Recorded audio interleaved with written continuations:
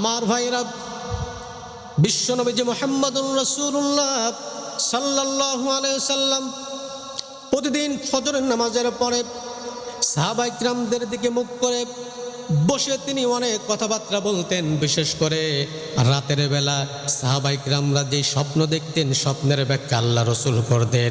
আর আল্লাহ রসুল যেটা স্বপ্ন দেখতেন এটা সাহাবায়ে কিরামদের মাঝে বলতেন।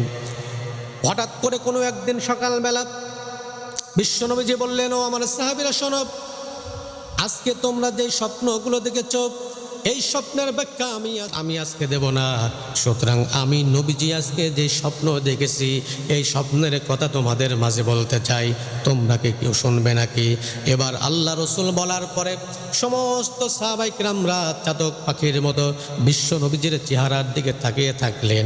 ডাক দিয়ে বললেন, ইয়া রাসূলুল্লাহ, ইয়া হাবিবাল্লাহ, অবশ্যই আপনার স্বপ্নগুলো আমরা শুনতে চাই, বলেন আপনি কি দেখেছেন?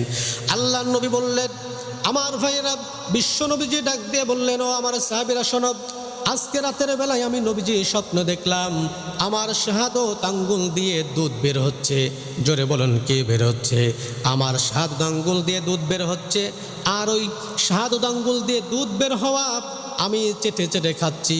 হঠাৎ করে দেখলাম কিছু দুধ আমার এই আঙ্গুলের মাথার ভিতরে লেগে আছে। এমন তো অবস্থায় আমি তোমাদের মুখের ভিতরে দেই নাই, আমি তোমাদের ভিতরে থেকে হযরত ওমর রাদিয়াল্লাহু তাআলা আনহুর মুখের ভিতরে আমার বাকি দুধগুলো তার মুখের ভিতরে দিয়ে দিলাম। বলেন সুবহানাল্লাহ।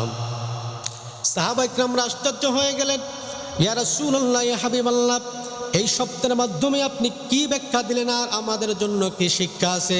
আল্লাহ রসুল বললেন, ও আমার সাহাবীরা শোনো শোনো শোনো, আমি নবীজি বলে গেলাম হযরত ওমর রাদিয়াল্লাহু তাআলা আনহুর যোগ্যতা আমি আল্লাহ রাব্বুল আলামিন এত পরিমাণ দিয়েছেন।